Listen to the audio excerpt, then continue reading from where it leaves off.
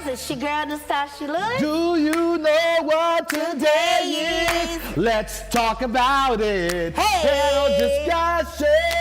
He said, Hey, do you know what today is? Let's talk about it. Panel discussion.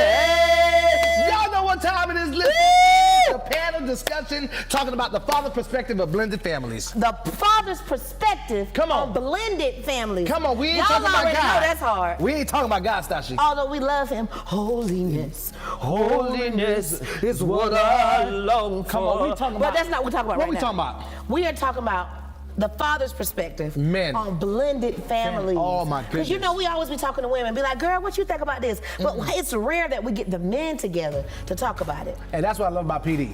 Okay. PD is going to make sure that it's transparent, Okay. it's real, and it's an open discussion. So y'all need to listen. Whatever you got to do right now, share. Share.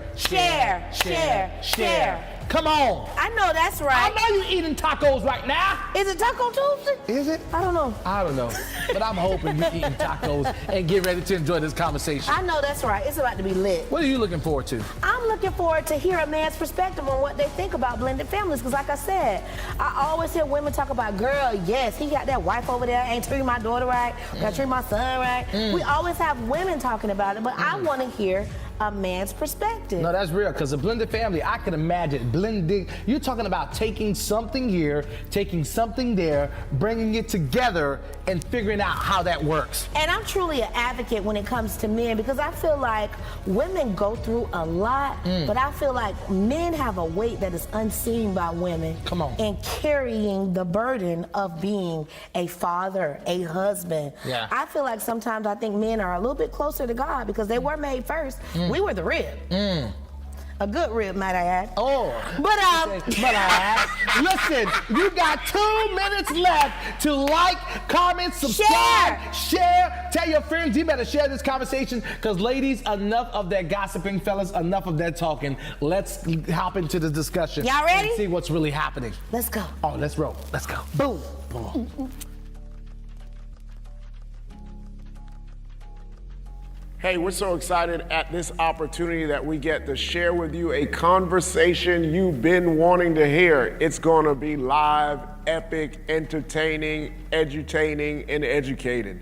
I want you to tweet, share, text a friend, tell somebody, tune in right now. This conversation is one you want to be a part of. We're talking about blended families from a father's perspective. I know you've been wanting to eavesdrop on this conversation, and right now you have the opportunity to be a part of this conversation. So I want to give you a moment. I know we're getting people on. I want you to start sharing. I want you to start sharing. You know sharing is only a few seconds. We can shut the internet down if you share. All the people you know, all the friends that you got, inbox somebody and let them know, girl, you want to look at this, bruh. You need to take a look at this, because this is going to be a real conversation. A lot of times, in the local church, we do a great job at preaching to people, but we don't often address the issues that are really sitting in our pews. And we decided as a church, the Kingdom Church in Orlando, Florida, and Kissimmee, to make sure that we are addressing what's on the hearts and what's on the minds of the people who are in the pews. If you go back and look at our series, we had a singles dating panel conversation. This is a continuation of those series, and we want to make sure it's impactful. We want to make sure it's relevant. We want to make sure it's real. So as we get started, I want to introduce our panelists so you can get a feel for them. I want to ask them their name and something funky about them that you wouldn't know just by them being on the screen. So continue to share, continue to like. It's going down real soon. So let me start off with Charles. Tell us your something about you that the audience would like to know or find interesting or fascinating, a hobby or something unique about yourself that they didn't know. Hello, everybody. I'm Charles. Something unique and interesting. I'd be up here all night, but one, I'm a bandwagon fan. I jump from team to team, whether it's NBA, NFL. Just like watching football outside of being with my family and being at church. So, nothing You too also were in the much. military. Yes, I was in the military. I deployed 3 times to Iraq. I really found God there. Even though I grew up in the church, I really found God, being deployed and dodging rockets and all the other different things the terrorists would shoot over into our fob. I really understood God then, that he was a keeper, more so than any experience I had prior. Let me ask you, how many children do you have? I don't have any biological kids of my own. However, I have 2 kids. Absolutely. From my wife. Point of our conversation. Samson. What's up? What up? Tell us something that people may not know about you. All right, so I'm a twin. I have a twin brother, fraternal twin brother. I'm 2 minutes older than him, and something unique or interesting or something that people really don't know unless they really ask us is we tend to share emotions in a sense. So if he's sad about something, I can feel that emotion even if we're not around each other. And we've been like that since we were kids, so. That's pretty dope. How many children do you have? 3 boys, ages 15, 6, and 4. Dorian. Hey, my name is Dorian Williams. Something people might find interesting. I'm an only child. I was a spoiled kid growing up. I tend to be a little bit spoiled now still. And I used to be a big NASCAR fan. You played college ball too? I did. For 2 years, I played college basketball. In Los Angeles? St. Mary's College in California, right up around the Bay Area. Wow. Let's go with Gene Guillon, Honcho. Hello, everybody. My name is Gene Garan. I don't know. I mean, I post everything, really, so I don't know what else. Besides, I love to dance. So, I mean, I'm an avid dancer. I love Guyad. For those who don't know, ask your Haitian friend. Happy feet, they call them. That's awesome. I want to talk about a series of conversations. How this got started was on Fathers. It was a family series I was doing, and I was going to talk about blended families, and in a chat, I just kind of mentioned it, and it just exploded in conversation, and I realized at that moment I was not skilled enough to speak to it from a heart place because I did not have a blended family, and I knew that there are challenges and nuances that even if I preached it, I wouldn't preach it from a heart space because I wasn't in it. And I knew that there were brothers that could probably preach it far better than me. So I said, let's do a panel and allow you all to share your experiences that would be helpful to people that are watching, not only just explain how difficult it is, but also what you've learned from it and some advice that you would provide to others who are in the same situation, or maybe wives who are dealing with husbands and who are dealing with bonus children and so forth and so on. So I want to give this opportunity because I felt that, this would be a great space. And we really don't need a preaching sermon. We just want to really get into the challenges, what you found yourself dealing with, and how it has revolutionized what you would have told yourself before you got into it. So let's start off with Samson. You had a child before marriage. Can you talk about some of the challenges that you experienced taking that path? For me personally, I believe that, once it happened, it was one of those things where I just honestly felt like I'm just going to make the best out of it. There was really no guidance in regards to how to deal with anything that would come with it. My thing was I'm just going to be the best father that I can be. Obviously, in the midst of being a young father at the age of 21, I was still trying to learn how to be a man. And with that being said, I literally would just not be concerned about the relationship aspect with his mom, even though we were together at the time. and all I focused on was just trying to be the best father I could be. So just in the midst of that, I just started making a whole bunch of mistakes. And then obviously the older and older I got throughout the years, I just realized that, I just need to make the best out of it. And whether that meant making sure that I was there for him each and every day. My thing was, I grew up in a home with both my mom and dad, and the fact that he already was not going to have that, from what I saw, I just figured I would do everything in my power to just, do everything I can to be the best father I can be. So, Gene, you inherited a baby girl. Can you talk about that story? The uniqueness of coming into a role and embracing a daughter that you may have not naturally birthed, but you raised. Well, what was that feeling like? What were some trepidations that you had entertaining that? And what are some thoughts that you had, or some things you look back at that you're like, man, I just thinking about how crazy it was when you got first involved? It was crazy. To kind of say that, kind of getting into that perspective of you got to shift yourself. Now you're dealing with two women that you're dealing with a young girl and you're dealing with the mother. Going into it, you don't realize the magnitude of what you're going into until you get into it, because there's emotions, there's failures, there's attachments that still linger. There's so many things that I honestly didn't even know and I wasn't prepared for. But what I do think is God had already pre-planned that for me. And I say that because I know.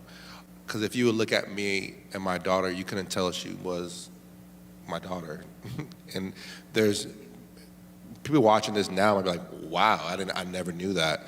But going into it, I had to understand. I went into it young. I really went into it young, 19. So for me, I knew that I didn't have a relationship how I need to it at a young age. So I knew I had to fulfill something greater. And thank God I hung around a lot of older, gentlemen and older couples that would give me some advice, like, hey, you might want to watch out for this, you might want to do this. And I kind of glean onto that. But it was scary. It scared the crap out of me, honestly, because I really didn't understand. But I grew into it, though. Charles, you started your dating life and you got married and she had children.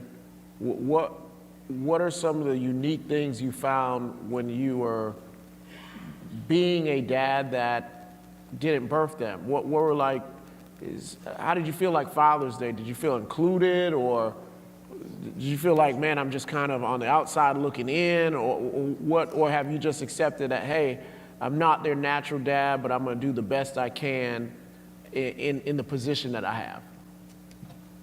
At first, the first Father's Day, I didn't get a card from them. And I was upset, and I felt like, hey, I'm here. I'm helping support you guys. And so I really looked at it from a selfish perspective at first, until I had to come to the realization of they missed their dad. And I would never be able to replace their dad. And so from that point on, I realized that they weren't needing me to be their dad. They were needing me to be a father. And from that point on, over time, as the years went by, this will be 5 years now in October. And the daughter, who was naturally a daddy's girl, it took her time to come around. The son, he was a sports kid. I did sports. So the fact that I was still able to go out and play with him, we naturally bonded first, which sometimes is common for the girls. But there are some days where it was like, man, this is kind of hard. But through prayer and reading the word with them, we got closer and we got stronger. So now you couldn't even tell. So, Dorian, talk to us about your scenario. So I got married at a very young age. I was 23. My wife had already had 2 boys. My daughter happened to be 8 months when we got married, so we jumped in that thing ready to roll, pretty much ready-made, and we really hit the ground running.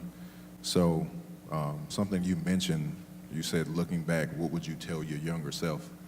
And looking back 18 years, you know, I would tell my younger self to, 1, have a lot of patience.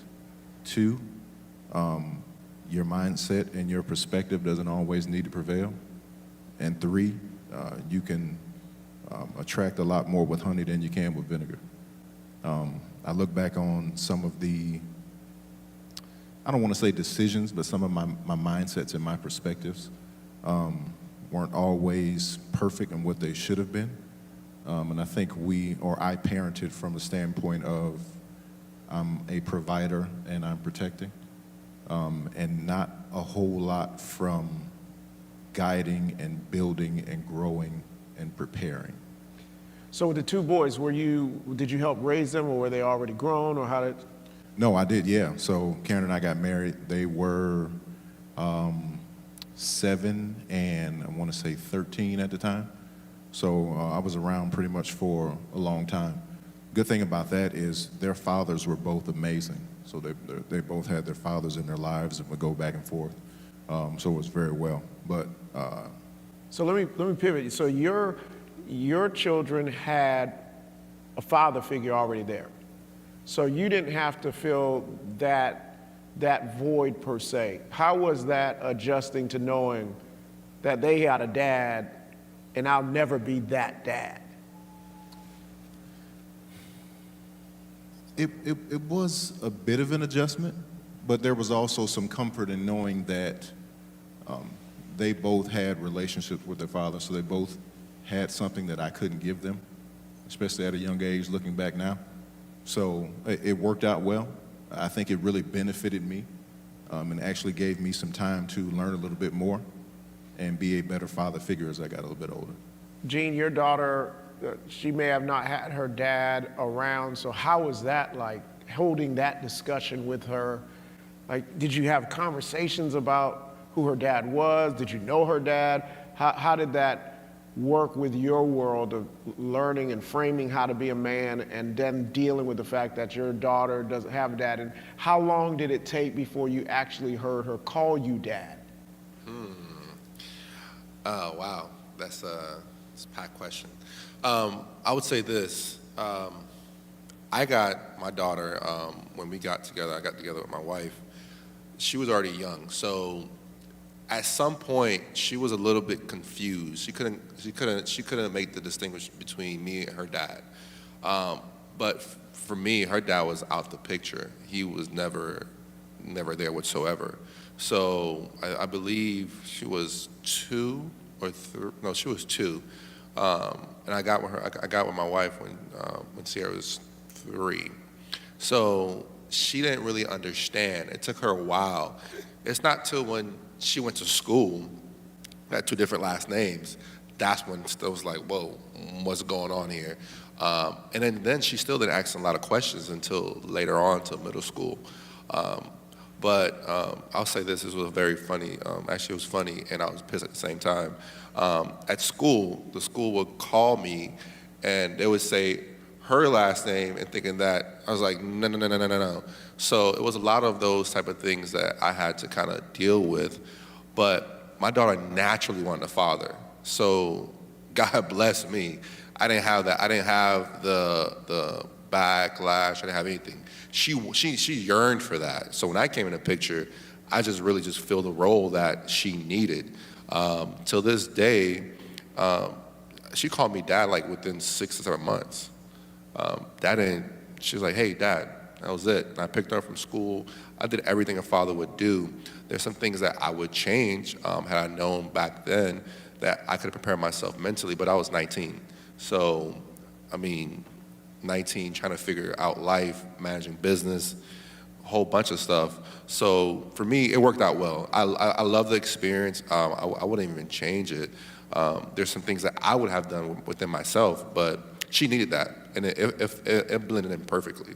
What are the things that you said, like, hey, I would have changed this within myself? What are those? So I would have made sure that I made a distinguish between her father and myself in the beginning. That way, she wouldn't have that confusion, because that confusion, you know, I found this out maybe like 3 years ago, but she really didn't grasp it. So, and how do you have that conversation with a 3 or 5 year old? Like how do you have that conversation? At what point do you have that conversation? Like trying to figure that out. So it was a blessing, but also later on, at those moments when she got older, I had to really hold her because she was crying, trying to figure it out. It was a year and a half full of emotions. That was a roller coaster. It was a heck of a roller coaster, trying to piece that out. But I think if I made that distinction beforehand, but then, I don't know, but that's part of it. Samson, here's the real bomb dropper people are wondering. How do you deal with the thought of someone else disciplining your son? So, first of all, this is probably going to sound super weird, but I don't have any, so SJ doesn't have any, like, he really doesn't have any issues in regards to being disciplined. Like, he's super respectful, you know, his manners are on point. But when I think about another father figure being in the picture, honestly, I can't control. Like, as much as I'd like to control what happens when he's not with me, I've come to the realization that I can't control what happens in his mother's household. And at the end of the day, one thing I try to teach him is, you know, you give respect to get respect. And as long as he's not harming you, then at the end of the day, you know, his discipline method is going to be totally different from my discipline method. But, you know, the most important thing for me is always, as long as you're safe, you know, there's really, in my mind, as long as he's safe, there's really nothing I can do to control that environment. Charles, how was that when you may have had to step in because the young man or young daughter needed, you know, some form of discipline? What ran through your mind, like, you know, this, should I step in, or should I just let mama handle it, or should? Well, since we're being transparent, I came in and it was military. And, you know, I'm not a drill sergeant. I'm not in the military anymore. They aren't soldiers.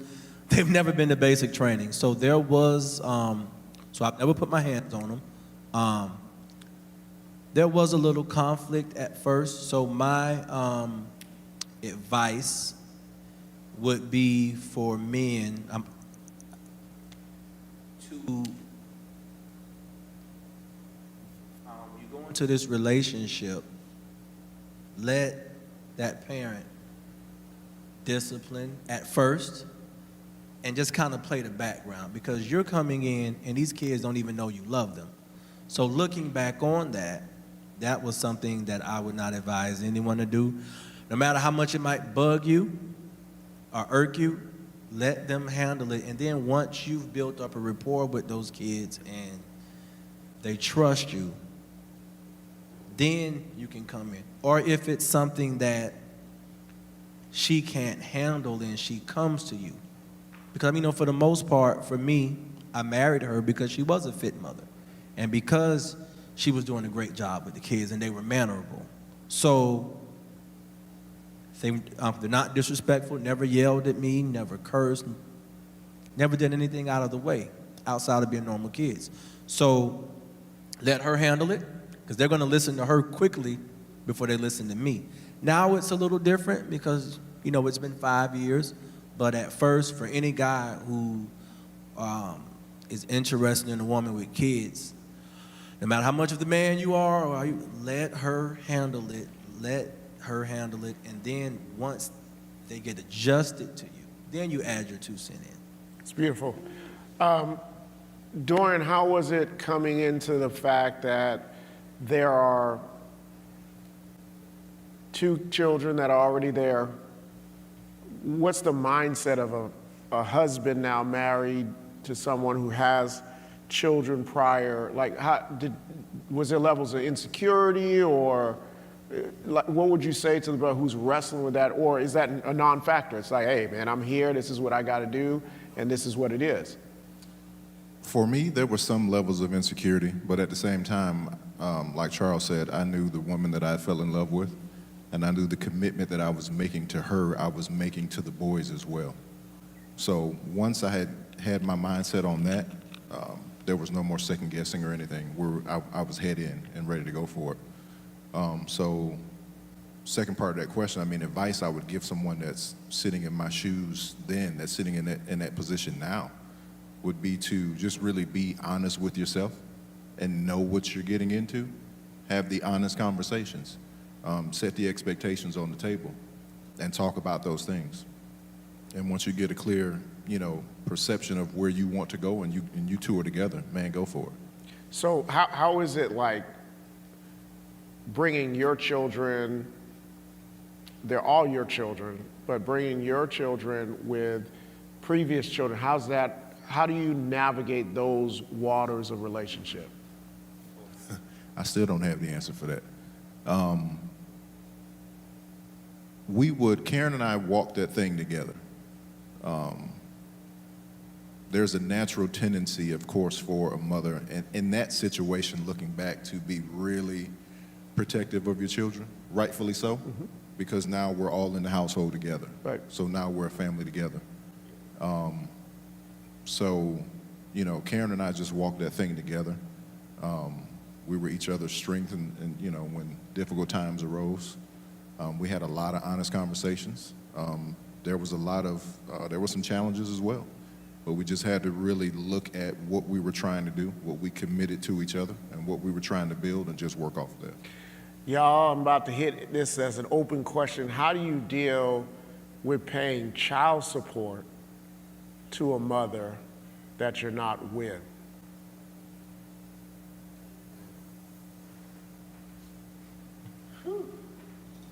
Let the church say yeah. I think answer that one, Sam. So I'll take that. So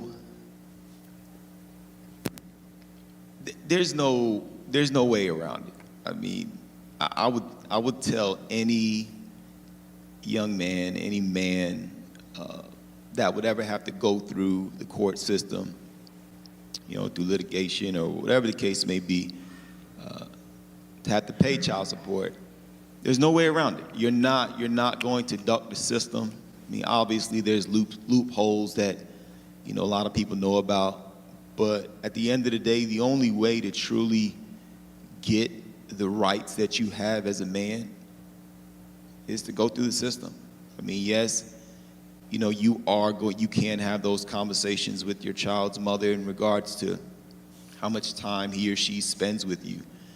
But for the most part, when the going gets going, you're going to have to face reality and say, okay, the only way that I'm going to, be able to get the rights that I'm deserved is if I'm paying child support. And so, when I think about child support, I don't look at it as if it's something that's not fair or as if it's something that, where, the mother doesn't deserve. At the end of the day, I'm doing it simply because of the fact that that's one of the reasons, that's what helps me to get the privileges that I get in regards to being with, my child week in and week out. And so that's what usually trumps it all and makes it worth it for me. So how do you balance bringing in children with whether it be a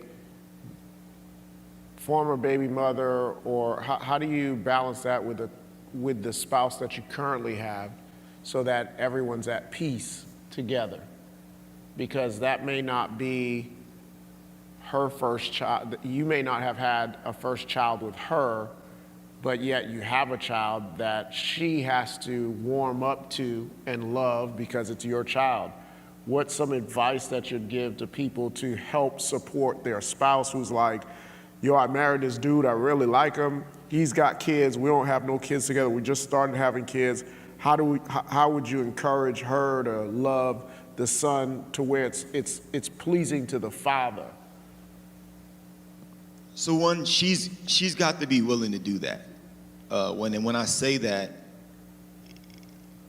that woman has to be strong. I'm talking about, like, I understand, like, women are a lot stronger than men, and I admit that. And with that being the main reason why I say that is because when I was single, my mindset was I would never date a woman with kids because I just didn't want to put myself in a situation or a position to where I'd have to deal with, any trauma or baby daddy or whatever the case may be. And so when I first met my wife,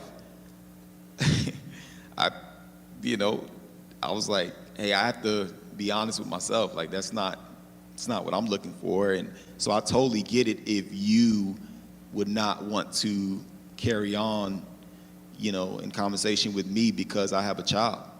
That's definitely a decision that you have to make because, it is a package. But if I'm thinking about, if I'm giving any advice to anyone in regards to how they'd be able to navigate through those circumstances, it would be you really have to know how to be selfless. You really have to understand that everything that you'll encounter, you'd want to put the best interest of the child first, and that's where that selflessness comes in at. And everything you do after that has to lead with love.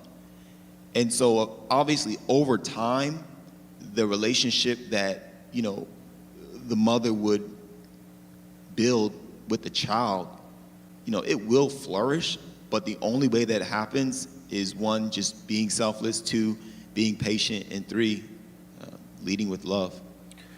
Y'all kind of jumped in with, hey, when I decided to date a person with kids, I made a commitment not just to them, but to their child. Like, can you talk about that mindset, just how you have to, if a brother's like, bro, I ain't marrying her kids, I'm marrying her. But I want her. I don't want, if it work, it work. Like, can you talk about that, like how that is to come in with that mindset? Well, I think for me, it was pretty simple. That wasn't something that just popped up. She had kids when I met her. I knew she had kids when I met her. So I knew at the beginning, I knew what I was getting into. And as the relationship grew, and I figured out, I think I want her to be my wife. Of course, then, you really look at it from a different perspective now because I'm not just, we're not just dating, we're going to be a family. I'm going to be their father. So you change your mindset, father figure. You change your mindset then to really adapt and get in that position and get your mindset in that perspective of, not only being the man in the house, not only being a husband, but as a father at the same time. You just have to adjust and get yourself there. Honcho, what do you think? I think you got to be ready, but I don't think you'll ever be ready. That's the truth. And I think, in my personal opinion, I don't think no man should date a woman that has kids unless he feels like he's ready to entertain the opportunity of growing. Because if you're not willing in the dating phase, when you get married, it's even worse now. Because you are now, not to say stuck, but you are now married to this child's mother. And now you have rights. And that's another twist too as well. When you get married, if you don't adopt that kid, a lot of rights they don't have if you have other kids with them. So I went through that. So I had to do you're gonna have to spend money, do certain things. And if you don't have the right heart and you don't love that kid, because if you have other kids with, your spouse or whatever, you have other kids, you gotta still give that kid the same love, if not more. Sometimes you gotta give more because naturally you're gonna wanna go with your true child you born with your wife. You gotta be cognitive of that. And so if you're going into it, you gotta know you want to do it, because it's not, you can't even play with it, because then now you're playing with the mother's emotions, and then that goes with the child. Now the mother's like, well, is it because of the kid? And then some women too, I mean, I've seen it happen. Some women will love the child more than they love you. So now you got to go back to the drawing board and like, well, she's gonna take care of that kid more than she takes care of you sometimes. So sometimes you gotta be like, you gotta sit back and be like, well, what the heck is going on here? And you gotta have a conversation about it. It happened to me. So, and I was like, well, what's going on? But then that child needed her mother more at that time because she felt like I really wasn't her dad when we broke the news to her. So what are you gonna do now? So when you kind of like understand that from my perspective, from what I had to deal with, it's, you gotta really understand what you're getting yourself into. And it's not just 1 foot in, 1 foot out, and there's certain words you can never even say. Like, we didn't even talk about that. Like, there's certain words that can never come out of your mouth. If you Like what words are that? Because I might be, well, you audience can't, member might be clueless like me. Like what? depending on, if the child calls you father now, there's certain things you can never say, like I'm not your biological dad. Like, she already knows it. She knows that. You can't say that. There's certain things that when you have to write on paper, you're gonna wanna put that you're her dad, because now when she goes to school, you know, if the teacher says something out of place, you didn't put it as your dad. Or like, I know some guys just say, I'm the stepdad. Nah, bro, you're her dad, plain and simple. If the father's in the picture, yeah, you're still a stepdad, but you're the one that's mostly present with the kid. So even if the dad is still there, sometimes you gotta put that, oh, you have 2 dads. That's cool too. So it's like those small little things you don't think make an impact, but once you start doing that, it starts changing the whole game. And then if the father's out the picture, then you can, you know, for me it was a win. I mean, he didn't want to be there, so I wanted to be there, so it worked out great for me. So I changed my daughter's last name, and I went through the whole thing. And that was a whole, you know, that took a whole time itself. That was really challenging. But if I didn't do that, if I would have passed away, my daughter couldn't get certain things, point blank. That's a very important point. That. Pastor, I wanted to add something to Yeah, the go fathering aspect. One thing that really hit me, that verse of scripture, I don't know the exact scripture or the word, but in everything that you do, do it to the Lord. So for me, I'm doing this for God. So ultimately, if the kids never validate me or tell me they appreciate me, God sees it. And I had to go back into my childhood and really be honest. My relationship with the Father was marred by my relationship with my earthly father. And so That's what Mike. So as a young Christian, my relationship to the Heavenly Father was kind of stagnant because of how my earthly father was. So now with these kids who might not have a great relationship with their father, now as the stepfather, I have to come in and represent God to them. I have to teach them about God, because if I'm a bad representation, when they grow up, that could hinder their view of God. So now I have a spiritual, again, that spiritual connection brought us closer, because even though they're not my biological, I still have a responsibility to train them up. And now that I've married her, and because of what God has required of me, I have to train them up and teach them about the Lord.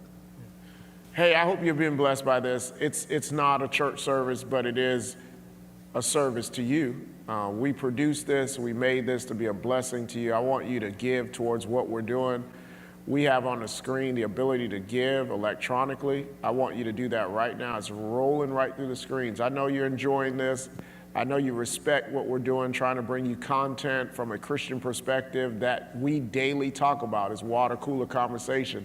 And so I want to make sure that you are supporting the work that TKC is doing so we can continue to do great work. Bringing this to you is not free, but we want to make sure it's free to you. So would you be a blessing to us as we're asking you to help support. That's all we're going to say about it. You'll see it rolling throughout the presentation. Your opportunity again. We want to get back into the conversation. Thank you in advance for doing what you do. Thanks.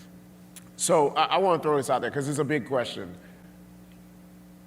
How do you deal with comparison conversations, maybe like a baby father jumping into your current situation? Did you set up boundaries, or did you like, hey, that we not finna have you come in, or did you just like, hey, babe, that's your responsibility, or did you have to have a come to Jesus conversation with Buddy and say, listen, I wasn't always saved, bro.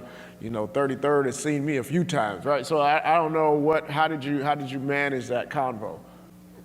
At first, it was a little, because we had never met, so it was a little back and forth on social media. But once he got a chance to meet me and see how his kids was taken care of, and after that, there's been no issues or anything of that. We never had those problems. I met both guys. They were involved in the boy's life. I respected them. They respected my house. We didn't have any issues. You also 6'5". So what would you say to a brother that's having those issues that's like, man, you know, he's not respecting, he texting the wife and asking about the boys in a type of way that's like, it's a little too much. What would you advise them on how to handle that? The young me would probably have some different advice. But I would really say, hey, man, you just got to put it on the line and have a conversation. Biggest thing with conflict is if you let it fester, it'll keep going and it'll get worse and worse.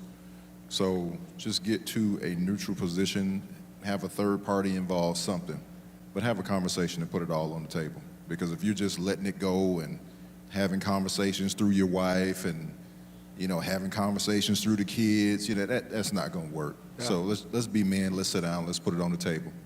Can y'all help brothers that had to be, and wives that are marrying men that have to try to figure out what are some thoughts that go to your head when you may have not had a father, you may have had a good father, but you don't know necessarily how to be one, but you're forced to be one. I'll start with Sam and then everybody else can jump in. So the last part, can you repeat the last part of your question? If you have to, what would you say to men, or what would you say to wives that are marrying men, on what are the challenges that men feel being a father, even if they had one or hadn't had one, or the struggles that they go through just to parent as a man in today's world? So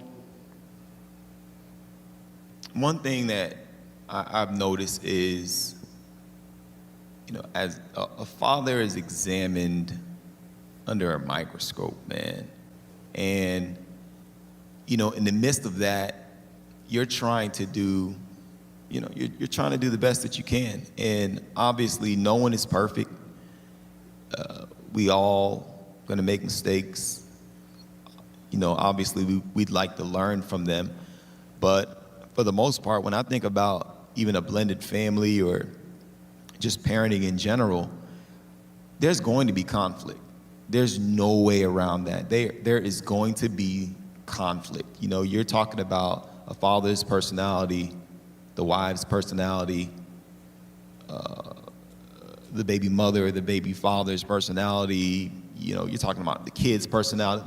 That melting pot right there, it's so eclectic. There's so many different parties coming in and having their own opinions. And so with that being said, I've learned that conflict is good, in a sense, only if you know how to manage it. It's super important that we not run from conflict. Something that Minister Dorian said was, you kind of just have to put the chips on the table. Let's have a conversation. And that might not be everyone's situation in regards to with the father, but even with your wife, even with the children, even with the child's parent, there has to be a way for you to come together and manage the conflict. So conflict, the way I look at it, It's a blended family. You know, you're gonna have your ups, you're gonna have your downs. There is going to be conflict. We just have to learn how to manage that conflict. And that might look different to everyone. I mean, I'm not a confrontational guy,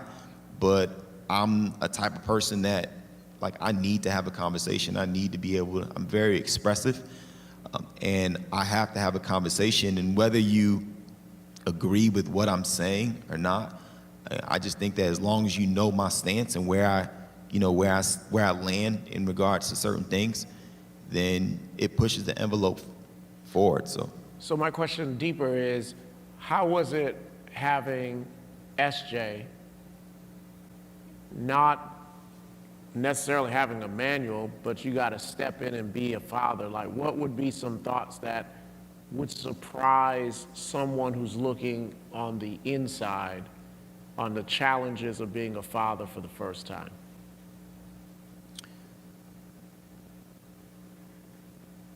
Just you not getting feeling like everything is just on the fly, whether that be what my experience was with my father, and just saying, hey, I would never. So the way my dad disciplined me, I always told myself I'd never discipline my child that way. Or the lack of time that my father spent with me, I always said that I would do things differently.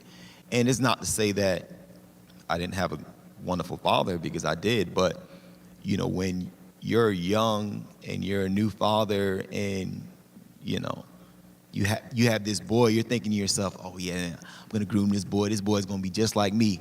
And the fact of the matter is, they may be totally different from you.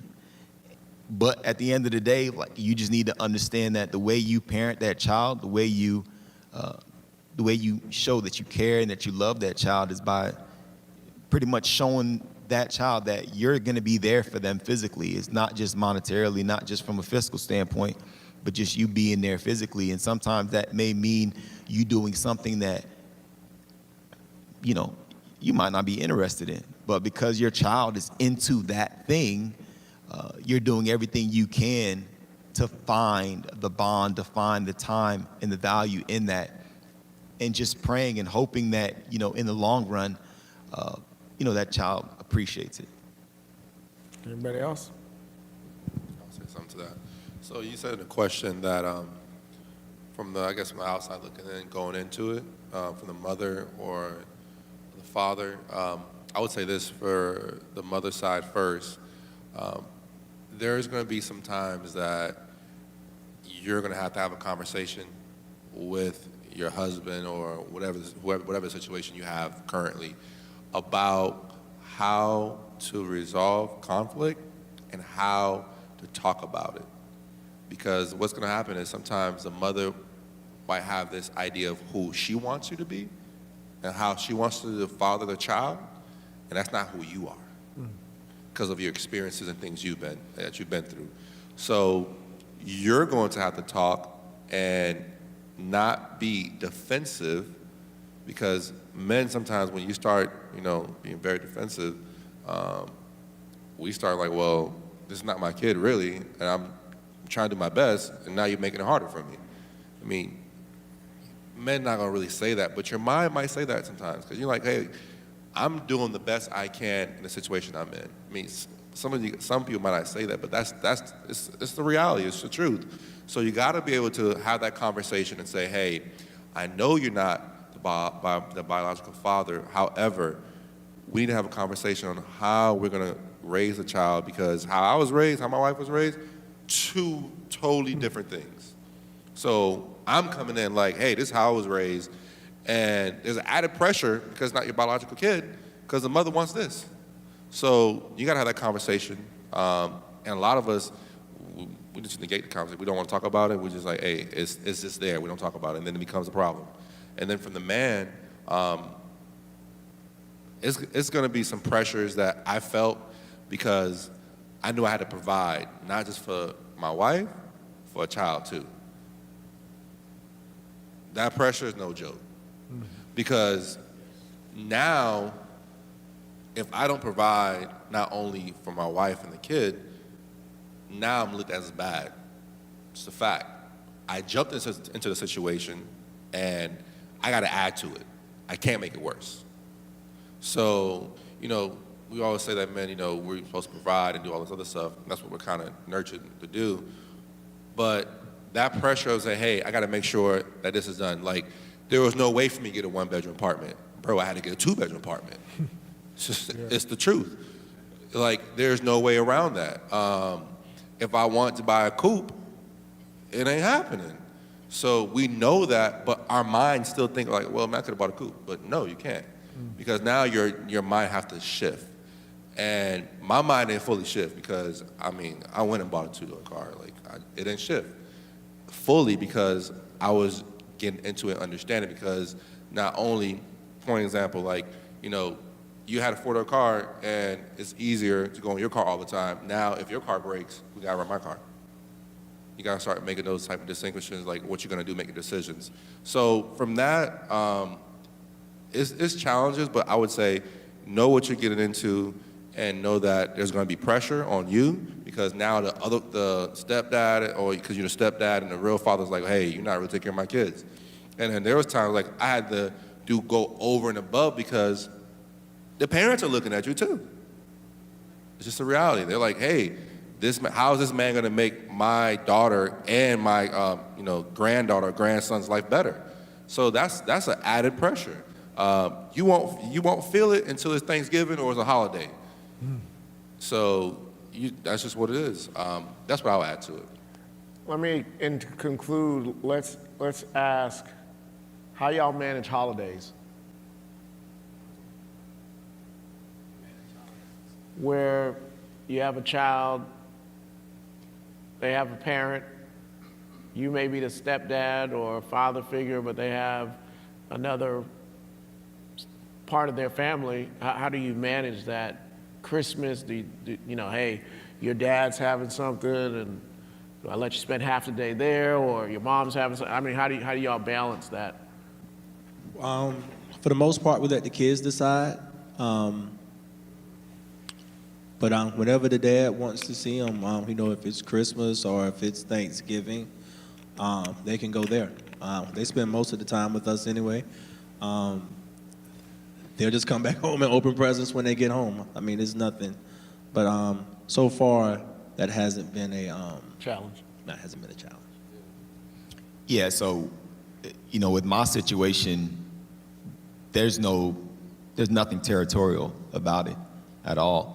I mean, even though, yes, we have something in writing from the courts that says, who he should be with, but for the most part, our communication is open to the point where we kind of don't even abide by it. It's like, hey, if you have something going on and you have family in town, he can go over there, and vice versa, if I'm doing something or if, we have family over, so it's just open communication, really. So we've never had to deal with those type of challenges in regards to who they'll be with on this specific holiday or anything like that, so. To conclude, I'd like to ask you, there are many women watching, and then there are many brothers that maybe tune in as well. Like,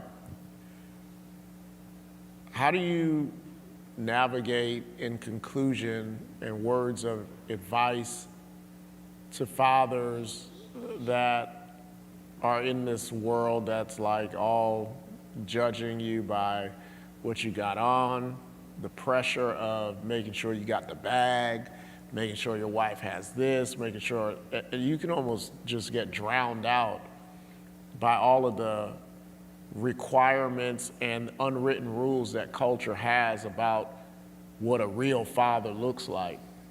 What advice would you give to fathers that are watching about them being a father and how to maintain their equilibrium or their sanity in a culture that's constantly pulling you towards what they think is a great man? For me, and hope I'm not beating a dead horse with this, but for me, for the believers, God always overrules culture. So as a father or a mother that weren't properly fathered, there's self-help books and there's also the word. And I believe that the Holy Spirit ultimately is the source. Having that relationship like you talked about on Sunday, having that relationship where you're hearing from God. Because he will direct you and tell you what to say and how to operate or what maybe the kids need. So for me, the best way or the best advice I would do is build your relationship with God, because when you go into the black community, there's a certain percentage of us who grow up not properly fathered. So there's situations where the wife didn't have a father in the house, and the dad didn't have a father in the house.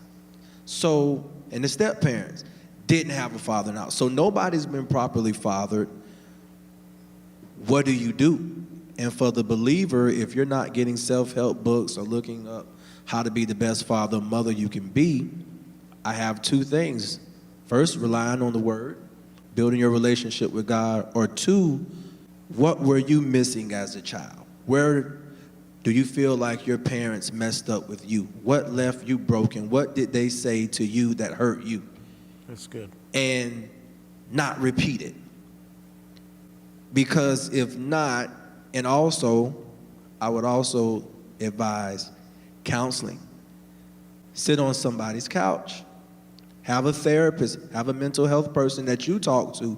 Because a lot of us, I'm being transparent, even though we have forgiven our parents for not being there, a lot of us still hold on to that hurt. And if we're not careful, we can become that same parent that we disliked. So for me, having counseling, if the kids need therapy, send them to therapy, pray, do what you need to do to become a better person so that you could be to your children what your parents weren't to you. 60 seconds, y'all close it out and talk to a brother who's watching about the pressures of being a father and encourage him on how to continue on each and every day in a world that seems to constantly shove messages down your throat on what fatherhood is. And So life is what it is, right? Life isn't perfect. There's going to be ups. There's going to be downs. You're going to feel like you're on the top of the mountain. You're going to feel like you're down in the valley. But one thing that's important to keep in perspective is that, you're always going at this, like railroad tracks, like two sets of trains going down a track, and there's one train that's always going to be everything good, like everything, like you're prospering, like there's nothing, everything on that train is good. And then there's another train where it's tragic. There's bad things that's going to happen.